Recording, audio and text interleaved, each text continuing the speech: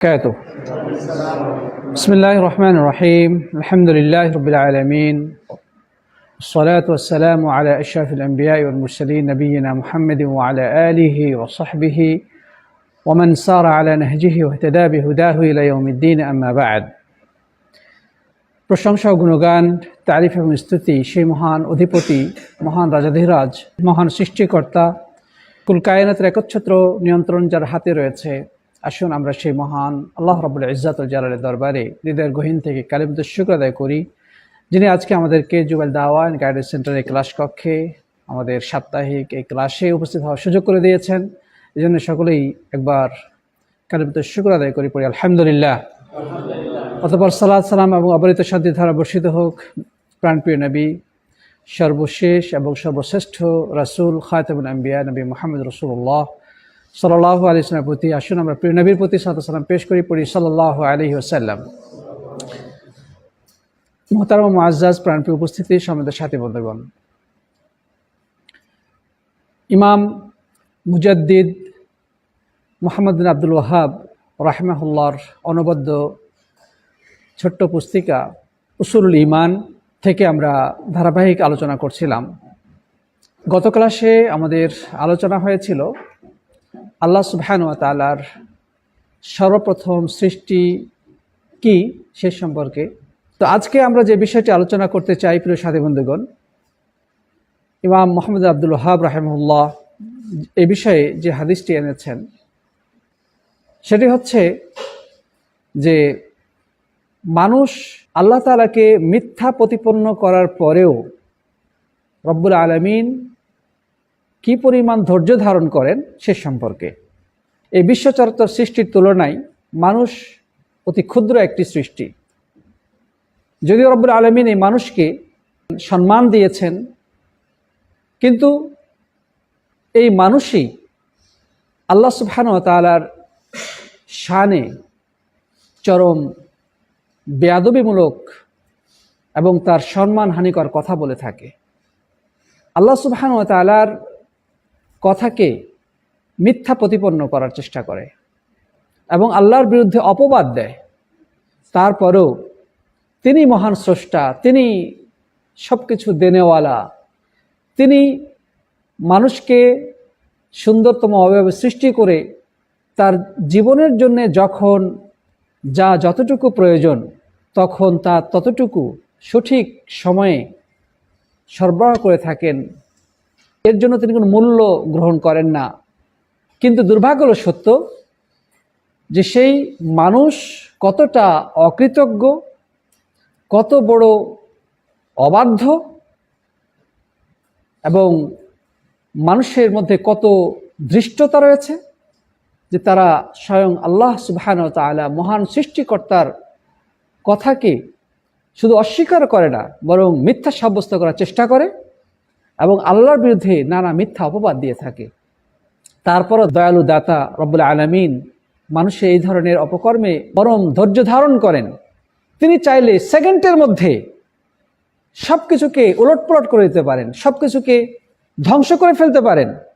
তার একটি নির্দেশে মুহূর্তের মধ্যে সব কিছু লণ্ডভণ্ড হয়ে যাবে। আল্লাহকে গালাগালি করছে, তারপর আল্লাহ তাআলা তাকে পানি দিচ্ছেন, আলো দিয়েছেন, বাতাস দিচ্ছেন, সে প্রতিনিয়ত শ্বাস প্রশ্বাস গ্রহণ করছে, আল্লাহ তাআলা রিজিক খেয়ে সে জীবন ধারণ করছে, আল্লাহর জমিনে সে চলাফেরা করছে, আল্লাহর আসমান নিচে সে বসবাস করছে। আল্লাহ রাব্বুল আলামিন কতটা দয়ালু, কতটা ধৈর্যশীল আমরা সেখান থেকেই বুঝতে পারি প্রিয় সাথী বন্ধুগণ। যাই হোক, আমরা এই মর্মে ইমাম মুহাম্মদ বিন আব্দুল ওয়াহাব রাহিমাহুল্লাহ কর্তৃক উল্লেখিত হাদিসটি শুনি। এই হাদিসটি বর্ণনা করেছেন হাদিস জগতের এক উজ্জ্বলতম নক্ষত্র, যিনি হাদিস বর্ণনার ক্ষেত্রে সর্বশীর্ষে অবস্থানকারী সাহাবী। তার নাম কি? আবু হুরায়রা রাদিয়াল্লাহু তাআলা আনহু। তিনি বলছেন যে قال রাসূলুল্লাহ সাল্লাল্লাহু আলাইহি ওয়াসাল্লাম, আল্লাহ রাসূল সাল্লাল্লাহু আলাইহি ওয়াসাল্লাম বলেছেন, قال الله عز وجل, আল্লাহ তাআলা বলেছেন, كذبني ابن آدم ولم يكن له ذلك وشتمني ولم يكن له ذلك। আল্লাহ তাআলা বলছেন যে আমাকে এই আদম সন্তানরা মিথ্যা প্রতিপন্ন করেছে, অথচ এটা তার কোনো অধিকার ছিল না, এবং আমার ব্যাপারে গালমন্দ করে, অথচ এটিও তার কোনো অধিকার ছিল না। সে কিভাবে আমাকে মিথ্যাবাদী সাব্যস্ত করতে চায়? فأما تكذيبه إياي فقوله لن يعيدني كما بدأني, সে আমাকে মিথ্যা সাব্যস্ত করতে চায় তার উদাহরণ হচ্ছে এই মানুষই বলে থাকে যে আল্লাহ তাআলা আমাকে যেভাবে সৃষ্টি করেছেন, আমি মরে যাওয়ার পরে আমাকে পুনরায় তিনি জীবন দানে সক্ষম নন। নাউযুবিল্লাহ মিন যালিক। স্রষ্টা হিসেবে আল্লাহকে বিশ্বাস করে, কিন্তু মৃত্যুর পরে পুনরুত্থানকে সে অবিশ্বাস করে। সে আল্লাহ তাআলার কথাকে অসত্য মনে করে এবং বলতে চায় যে আল্লাহ তাআলা মৃত্যুর পরে আমাকে পুনরায় জীবিত করতে সক্ষম নন। নাউযুবিল্লাহ মিন যালিক। অথচ ওয়ালাইসা আউয়ালুল খালকি বিআহওয়ানা আলাইয়া মিন ইআদাতিহি, প্রথমবার সৃষ্টি করা তো বেশি কঠিন হিসেবে, আমাদের হিসেবে যখন কেউ প্রথমবার সৃষ্টি করে এটা কঠিন, তো ওইটাকে আবার পুনরায় যদি সৃষ্টি করা হয় তো এটা কি বেশি কঠিন? তাহলে একবার যেটা সৃষ্টি করা হয়েছে আল্লাহ তাআলা পুনরায় সেটা করতে পারবেন। একজন আবিষ্কারক কোনো একটা জিনিস আবিষ্কার করলো, আবিষ্কার করার পরে সেটাকে ভেঙে ফেলা হলো, সে তো জানে কিভাবে আবিষ্কারটা করতে হয়, সে আবার করতে পারবে না? তাহলে প্রথমবার থেকে দ্বিতীয়টা সহজ না? তাহলে এই আদম সন্তান কিভাবে বলতে পারে যে আমাকে আল্লাহ সৃষ্টি করেছেন ঠিক, কিন্তু আমি মরে যাওয়ার পরে আল্লাহ তাআলা আমাকে পুনরায় জীবিত করতে সক্ষম নন?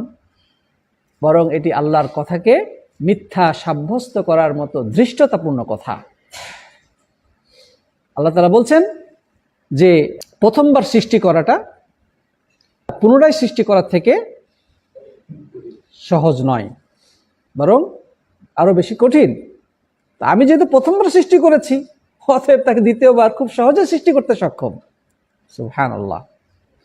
ওয়া আম্মা শাতমুহু ইয়্যায়া ফাকাউলুহু, আর বনি আদম আমার ব্যাপারে খারাপ কথা বলে, গালি দেয়, বা আমার ব্যাপারে কটু বাক্য বলে, সেটা কি? ফাকাউলুহু ইত্তাখাযাল্লাহু ওয়ালাদান, যে আল্লাহ তাআলা সন্তান গ্রহণ করেছেন। নাউযুবিল্লাহ।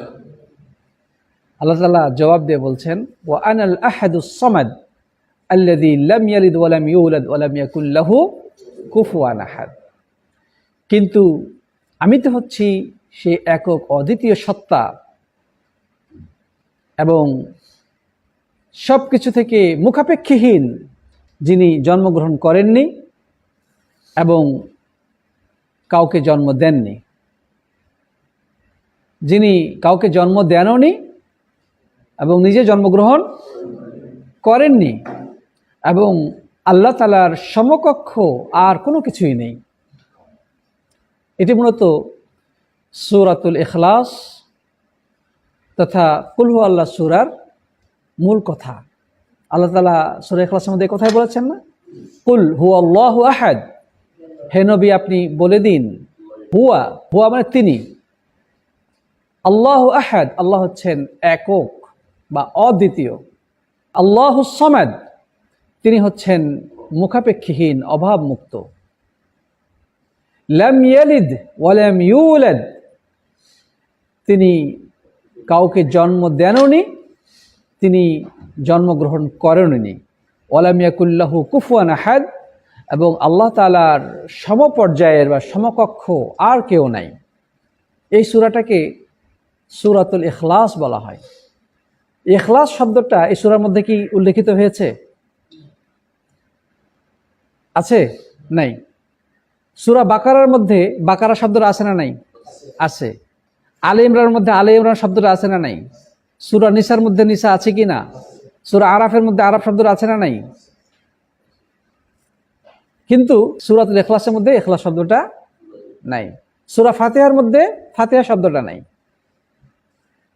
অর্থাৎ এই সূরাটার নামকরণ করা হয়েছে এটার বিষয়ের উপরে ভিত্তি করে। ইখলাস মানে হচ্ছে একনিষ্ঠতা।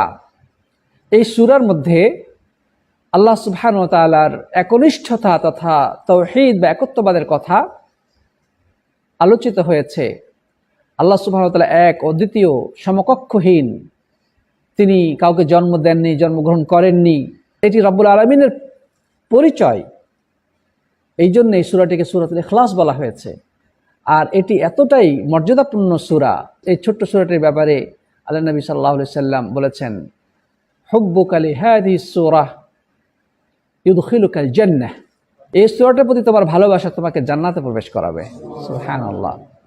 তিনি আরো বলেছেন, ইন্নাহা লাতা'দিলু থুলুসাল কুরআন। এটি কোরআনের 1/3 সমান। সাথী বন্ধুগণ, তো যাই হোক, আল্লাহ সুবহানাহু ওয়া তাআলা তাহলে মানব জাতির প্রতি অভিযোগ করলেন যে মানুষ এতটাই ধৃষ্টতাপূর্ণ আচরণ করে আল্লাহ তাআলার প্রতি, অথচ তিনি হচ্ছেন রব্বুল আলামিন, তিনি সবকিছুর সৃষ্টিকর্তা, লালনকারী, পালনকারী, যে তারা আল্লাহর কথাকেই মিথ্যা বলে উড়িয়ে দেয় এবং আল্লাহর ব্যাপারে গালমন্দ করে, গালি দেয়। আল্লাহর কথাকে মিথ্যা প্রতিপন্ন করার অর্থটা কি? তারা বলতে চায় যে আল্লাহ তাআলা আমাকে সৃষ্টি করেছেন ঠিক আছে, কিন্তু আবার আমাকে সৃষ্টি করতে সক্ষম নন, নাউযুবিল্লাহ। অথচ প্রথমবার সৃষ্টির তুলনায় দ্বিতীয়বার সৃষ্টি করা বেশি সহজ। আর আল্লাহ তাআলার ব্যাপারে গালমন্দ করে কি? সেটা হচ্ছে যে আল্লাহ তাআলা সন্তান গ্রহণ করেছে। প্রিয় বন্ধুগণ, এবার বিশ্বের দিকে তাকিয়ে দেখুন। খ্রিস্টানরা আল্লাহ রাব্বুল আলামিনের ব্যাপারে এই খারাপ কথা বলে থাকে। তারা বলে যে ঈসা হচ্ছে আল্লাহর পুত্র, নাউযুবিল্লাহ মিন যালিক, সন অফ গড, গডের সন্তান। প্রিয় বন্ধুগণ, ইহুদিরা বলে উযাইর ইবনুল্লাহ, উযাইর হচ্ছে আল্লাহর সন্তান। আরবের মুশরিকরা কি বলে? আরবের মুশরিকরা বলে যে ফেরেশতারা হচ্ছে আল্লাহর কন্যা, নাউযুবিল্লাহ।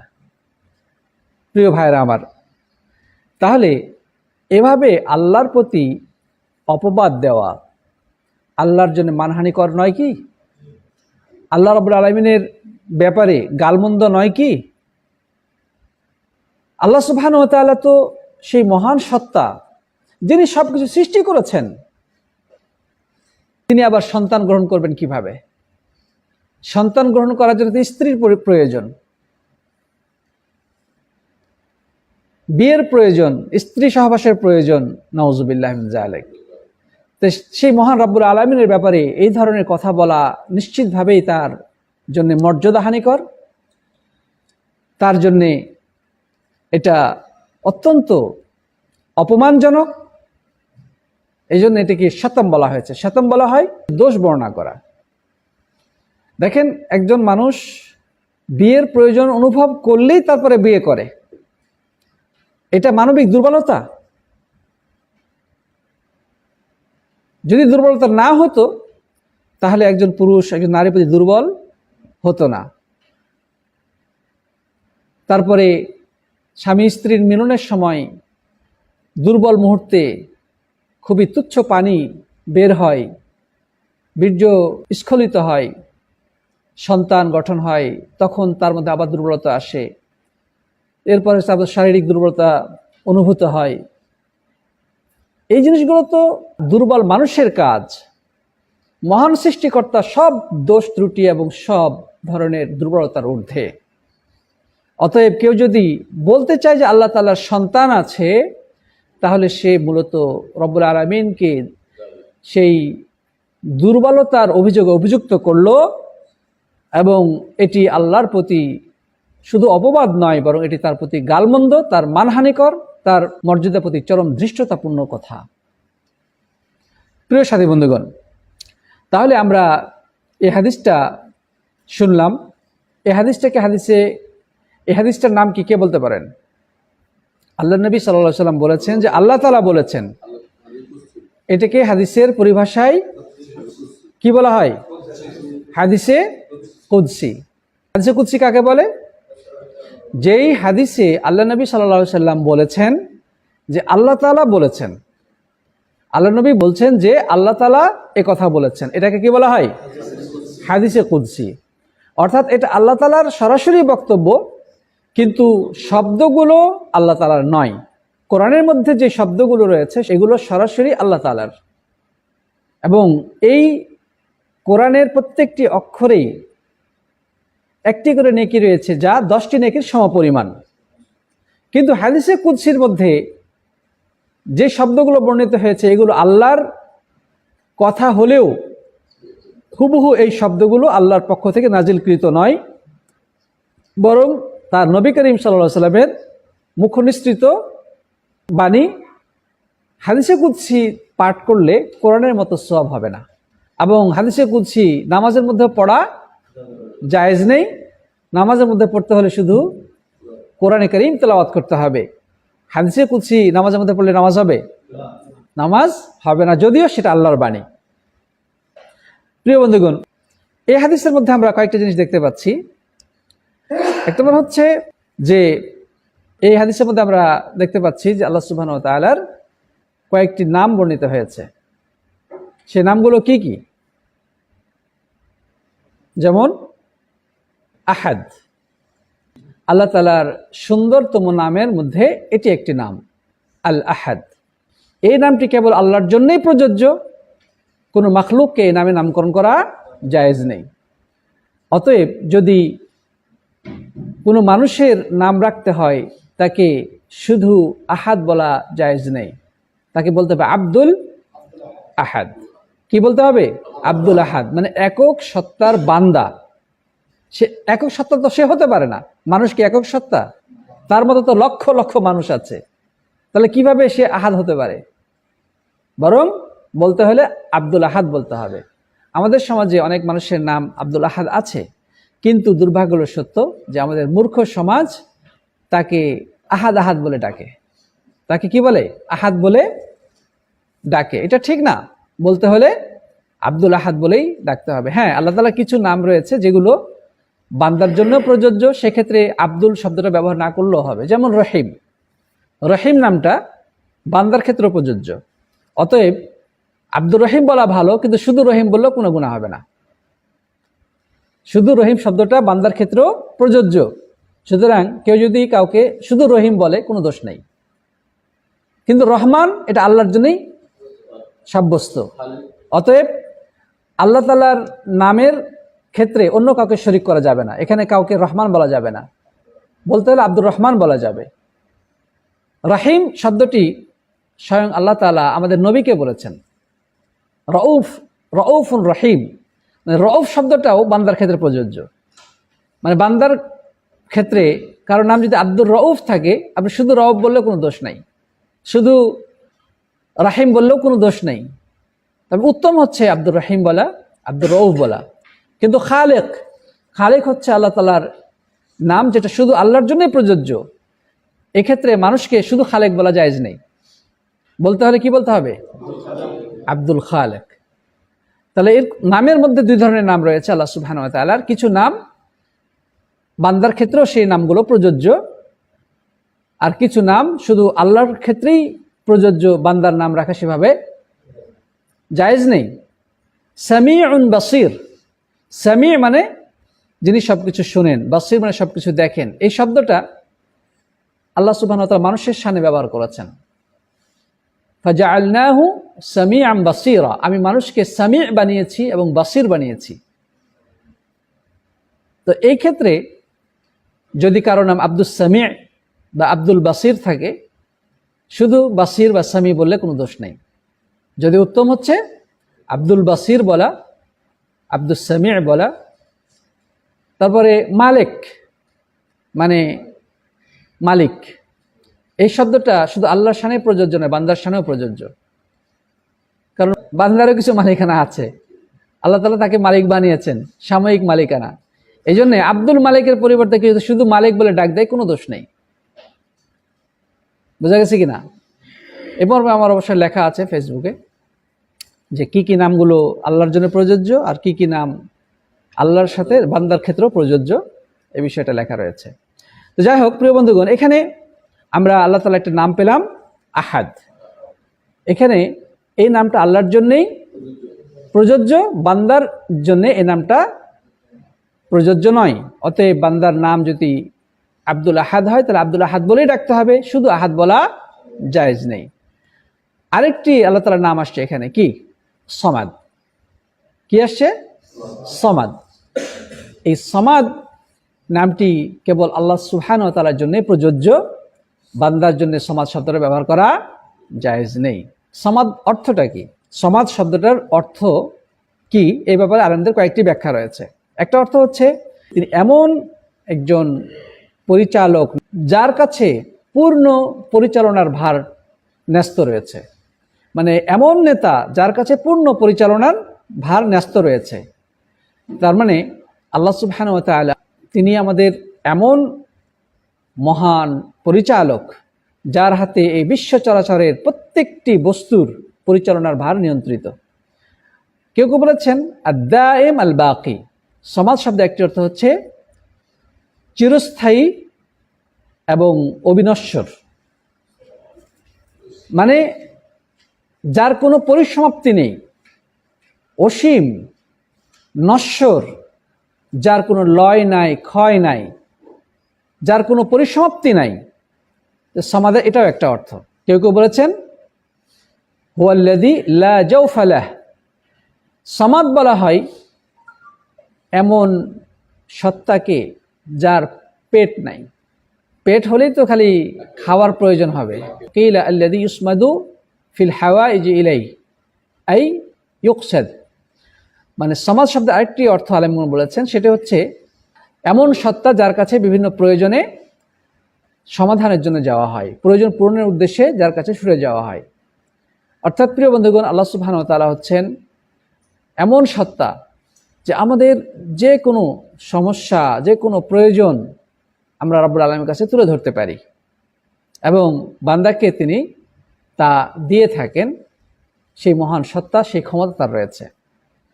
প্রিয় বন্ধুগণ, ইমাম বুখারী রাহিমাহুল্লাহ এই সমাদ শব্দটির আরেকটি অর্থ বলেছেন যে ওয়াল আরাবু তুসাম্মি আশরাফাহা আস-সামাদ। আরবরা তাদের বংশের মধ্যে সবচেয়ে সম্মানিত ব্যক্তিকে সমাদ বলে থাকে। তো আল্লাহ সুবহানাহু ওয়া তাআলার শানে আমরা বলবো তিনি সবচেয়ে সম্মানিত মহান সত্তা। অন্য বর্ণনা রয়েছে ও আম্মা শাতমুহু ইয়ায়া ফাকাউলুহু লি ওয়ালাদুন ওয়া সুবহানি আন আত্তাখিযা সাহিবাতান আও ওয়ালাদা। এই হাদিসের অন্য বর্ণনা এসেছে যে মানুষ আমার ব্যাপারে গালমন্দ করে, তার উদাহরণ হলো সে বলে থাকে যে আমার সন্তান রয়েছে, অথচ আমি নিজেকে পবিত্র ঘোষণা করছি কোনো সন্তান গ্রহণ অথবা কোনো স্ত্রী গ্রহণ থেকে। সুবহানাল্লাহ ওয়া বিহামদিহি। প্রিয় বন্ধুগণ, তাহলে আমরা জানতে পারলাম আল্লাহ রাব্বুল আলামিন এর কোনো স্ত্রী পরিবার নেই, সন্তান সন্ততি নেই, তার কোনো বাপ নেই, অর্থাৎ তিনি নিজে জন্মগ্রহণ করেননি, কাউকে জন্ম দেন নাই। আল্লাহ রাব্বুল আলামিনের সন্তান রয়েছে, কন্যা রয়েছে। এই শব্দগুলো ব্যবহার করা রাব্বুল আলামিনের প্রতি চরম মানহানিকর এবং আল্লাহ সুবহানাহু ওয়া তাআলার প্রতি গালমন্দের শামিল। পৃথিবী দিকে তাকিয়ে দেখুন প্রিয় সাথী বন্ধুগণ, সবচেয়ে কোন ধর্মের মানুষ বেশি? খ্রিস্টানরা। সবচেয়ে বেশি পরিমাণ হচ্ছে খ্রিস্টান। তার মানে পৃথিবীর বেশিরভাগ মানুষ আল্লাহ তাআলাকে গালমন্দ করে থাকে, আল্লাহ সুবহানাহু ওয়া তাআলার মানহানিকর কথাবার্তা বলে থাকে। কারণ খ্রিস্টানরা বলে ঈসা হচ্ছে আল্লাহর পুত্র, নাউজুবিল্লাহ। তারপর ইহুদি সম্প্রদায় তারা বলে উজাইর হচ্ছে আল্লাহর পুত্র। আর আরবের মুশরিকরা বলতো যে ফেরেশতারা হচ্ছে আল্লাহর কন্যা।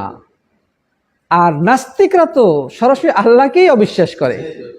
তারা বলে আল্লাহ আবার কি? আল্লাহ বলতে কিছু নেই। তাহলে পৃথিবীবাসীর দিকে তাকিয়ে দেখুন, তাদেরকে আপনি একটা পরিসংখ্যানে নিয়ে আসেন যে কি পরিমাণ মানুষ আল্লাহ সুবহানাহু ওয়া তাআলার প্রতি অমর্যাদাকর কথাবার্তা বলে থাকে, আল্লাহর প্রতি অপবাদ দিয়ে থাকে, আল্লাহ সুবহানাহু ওয়া তাআলাকে গালাগালি করে থাকে, গালমন্দ করে থাকে, আল্লাহ সুবহানাহু ওয়া তাআলা মানহানিকর বক্তব্য দিয়ে থাকে।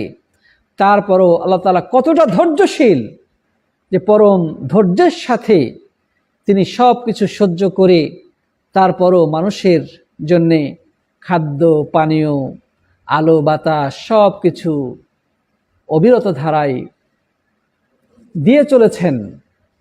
এখন প্রশ্ন হতে পারে যে আল্লাহ তাআলা কেন তাদেরকে দিয়েছেন? এর উত্তর আল্লাহ নবী সাল্লাল্লাহু আলাইহি ওয়াসাল্লাম দিয়েছেন। সে হাদিসটা হলো যে এই পৃথিবীটা এবং পৃথিবীর মধ্যে যে সমস্ত জিনিস রয়েছে, যা কিছু রয়েছে, এগুলোর মূল্য যদি আল্লাহর কাছে একটি মশার ডানা সম পরিমাণ হতো, তাহলে আমি কোনো কাফেরকে এক গ্লাস পানি পান করার সুযোগ দিতাম না। সুবহানাল্লাহ। তার মানে এই পৃথিবীতে আমরা যা কিছু দেখছি, এই বড় বড় অট্টালিকা, স্বর্ণ, রৌপ্য, ডায়মন্ড, অত্যন্ত উচ্চ মূল্যের জায়গা জমি, তারপরে এই পৃথিবীতে যত সম্পদ রাজি রয়েছে, এগুলো আল্লাহর কাছে সম্পূর্ণ মূল্যহীন, অত্যন্ত তুচ্ছ জিনিস। আমরা ঘর বাড়ি পরিষ্কার করে ময়লাগুলো ডাস্টবিনে ফেলে দেই না? এটা কোনো মূল্য আছে? কোনো মূল্য নাই, এগুলো আমরা ফেলে দেই। কেউ যদি সেখান থেকে কিছু নিয়ে যায়, আমাদের কোনো আপত্তি থাকে? থাকে না। আল্লাহ সুবহানাহু ওয়া তাআলার কাছে পৃথিবীটা হচ্ছে এরকম মূল্যহীন, পচা, দুর্গন্ধময় জিনিস, যার কারণে আল্লাহ তাআলা কাউকেই বাধা দেন না যে খাও, নিয়ে যাও, কোনো আপত্তি নেই। আল্লাহ নবী সাল্লাল্লাহু আলাইহি ওয়াসাল্লাম একদিন সাহাবায়ে কেরামকে সাথে করে নিয়ে কোথাও যাচ্ছেন। একটি বাজারের পাশ দিয়ে যাওয়ার সময় দেখলেন যে একটি ছোট ছাগলের বাচ্চা মরে পড়ে আছে, যার কান কাটা। আল্লাহ নবী সাল্লাল্লাহু আলাইহি ওয়াসাল্লাম এবার সরাসরি উদাহরণের মাধ্যমে সাহাবীদের কাছে এই দুনিয়াটার মূল্য কতটুকু সেটা তুলে ধরলেন। এবার প্রিয় নবী সাল্লাল্লাহু আলাইহি ওয়াসাল্লাম সেখানে দাঁড়িয়ে গেলেন, সাহাবীরা দাঁড়িয়ে গেল। এবার তিনি তাদেরকে লক্ষ্য করে বললেন, এই যে দেখতে পাচ্ছ একটা ছোট্ট ছাগলের বাচ্চা যার কান কাটা, তোমাদের মধ্যে এমন কি কেউ আছে যে ছাগলের বাচ্চাটা কিনবে 1 দিরহাম দিয়ে? তোমাদের মধ্যে এমন কেউ আছে যে এই কান কাটা ছাগলের বাচ্চাটা, মরা ছাগলের বাচ্চাটা 1 দিরহাম দিয়ে কিনবে? সাহাবাগণ বলে, হে আল্লাহর রাসূল, এটা যদি জীবিত থাকতো তারপরে তো 1 দিরহাম দিয়ে কেনা যেত না। এটা যদি জীবিত থাকতো তারপরে 1 দিরহাম দিয়ে কিনলে লস হতো। তো মরা ছাগল আবার কে কিনবে? আমরা কিনে কি করব? তখন আল্লাহ নবী সাল্লাল্লাহু আলাইহি ওয়াসাল্লাম বললেন, এই যে দুনিয়াটা, আল্লাহ তাআলার কাছে এর মূল্য কতটুকু জানো? এই যে মরা পচা কান কাটা ছোট্ট ছাগলের বাচ্চাটা এর থেকেও নিকৃষ্ট। সুবহানাল্লাহ। আর আমরা এই মূল্যহীন জিনিসের জন্য কত মরিয়া, পাগল পারা, আমরা মারামারি কাটাকাটিতে লিপ্ত, অন্যায়ভাবে অন্যের সম্পদ দখল করার জন্যে আমরা কতটা না অন্যায় অপকর্ম করে থাকি, আল্লাহ রাব্বুল আলামিনের বিধানকে অবজ্ঞা করে থাকি, হালালকে হারাম, হারামকে হালাল করে থাকি, সুদ, ঘুষ, দুর্নীতি, নানাভাবে আমরা এই নিকৃষ্ট জিনিস নেওয়ার জন্যে, পাওয়ার জন্যে আমরা প্রতিযোগিতা করে থাকি। প্রকৃতপক্ষে জান্নাতের তুলনায় এগুলো সম্পূর্ণ ময়লা আবর্জনা ছাড়া কিচ্ছু নয়। প্রিয় বন্ধুগণ, যাই হোক, পরিশেষে বলবো, আসুন আমরা রব্বুল আলামিনের সম্মানকে যথার্থভাবে বজায় রাখার চেষ্টা করব। আমরা আল্লাহ সুবহানাহু ওয়া তাআলার সম্মানজনক কথা বলবো, এমন কথা বলবো না যেটা আল্লাহ রাব্বুল আলামিনের প্রতি মানহানি হয়। এবং রব্বুল আলামিন যে কতটা ধৈর্যশীল, কতটা সহনশীল, সেটা উপলব্ধি করব।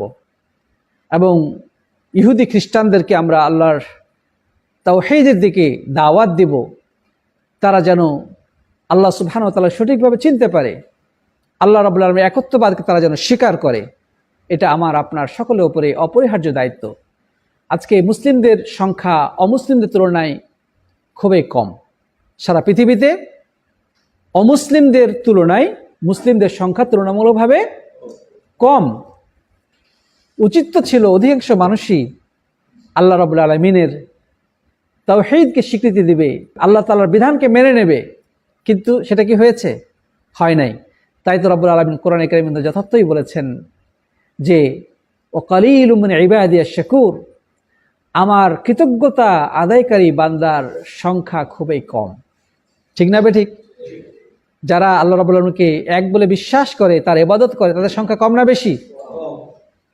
খুবই কম। এবং আল্লাহ তাআলা আরো অভিযোগ পেশ করেছেন মানুষের প্রতি, ওমা কদারুল্লাহ হাক্কা কদারি, মানুষ আল্লাহ তাআলার যথার্থ মর্যাদা দিতে পারে নাই।